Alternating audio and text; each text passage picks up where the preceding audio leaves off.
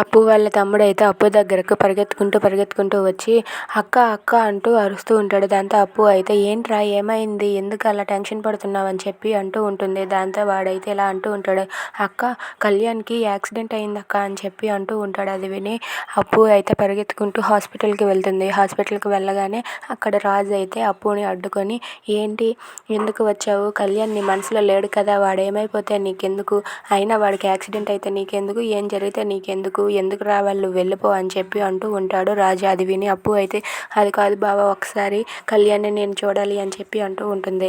అయినా సరే రాజు ఇక్కడి నుండి వెళ్ళిపో, నీ మనసులో తను లేడు కదా అని చెప్పి అంటూ ఉంటాడు. దాంతో అప్పు అయితే అది కాదు బావ, నేను కవిని ప్రేమించాను, ప్రాణం కన్నా ఎక్కువగానే ప్రేమించాను, కానీ అది బయట పెట్టలేకపోయాను బావ అని చెప్పి అంటూ ఉంటుంది. అది విని కళ్యాణ్ అలాగే రాజు వాళ్ళిద్దరూ కూడా ఒక్కసారిగా చాలా హ్యాపీగా ఫీల్ అవుతూ ఉంటారు.